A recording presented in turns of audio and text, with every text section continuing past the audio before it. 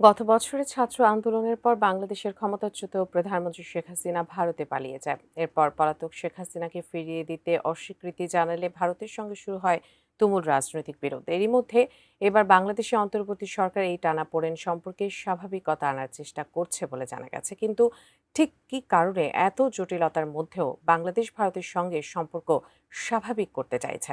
বিস্তারিত সাদিয়া সিদ্দিকার রিপোর্টে।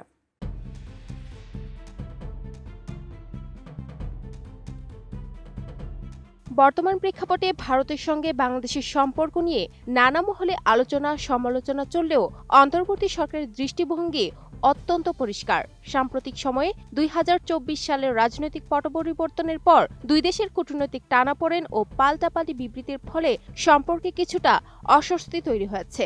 এই বৈশ্বিক ও আঞ্চলিক উত্তেজনার মধ্যেই অন্তর্বর্তী সরকারের অর্থ উপদেষ্টা ডক্টর সালেহুদ্দিন আহমেদের বক্তব্য একটি অত্যন্ত সময়োপযোগী ও ইতিবাচক বার্তা প্রদান করেছে।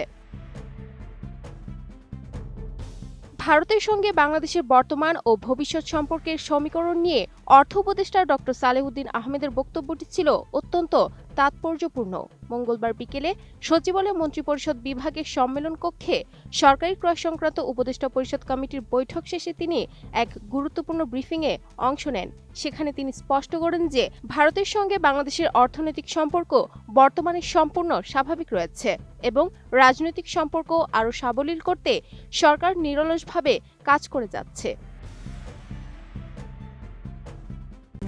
RICL TMX, যুগের পর যুগ স্থাপনা থাকে মজবুত। ডক্টর সালেহুদ্দিন আহমেদ তার বক্তব্যে অত্যন্ত বাস্তবমুখী দৃষ্টিভঙ্গি তুলে ধরেন। তিনি মনে করেন দেশের বৃহত্তর স্বার্থে রাজনীতি এবং অর্থনীতিকে আলাদা করে দেখা প্রয়োজন। বিশেষ করে বর্তমান বিশ্ববাজারে পণ্যের দাম ও সহজলভ্যতার বিষয়টি মাথায় রেখে প্রতিবেশী দেশগুলোর সাথে সুসম্পর্ক বজায় রাখা জরুরি। উপদেষ্টার মতে ভারত থেকে চাল আমদানি করা বাংলাদেশের জন্য অর্থনৈতিকভাবে অনেক বেশি সাশ্রয়ী।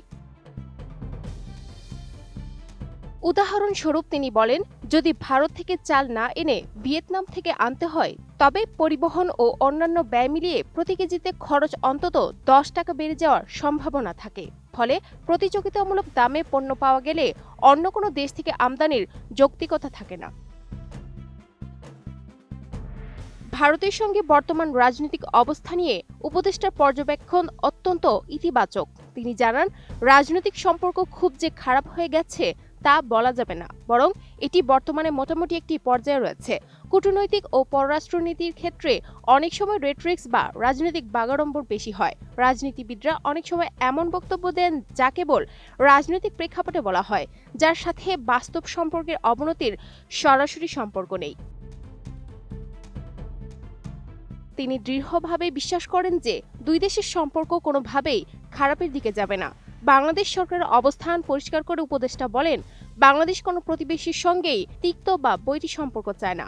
সরকারের চেষ্টা হচ্ছে কোনোভাবেই যেন দ্বিপাক্ষিক সম্পর্ক অস্বাভাবিক না হয়। Sadia Siddika, ATN news.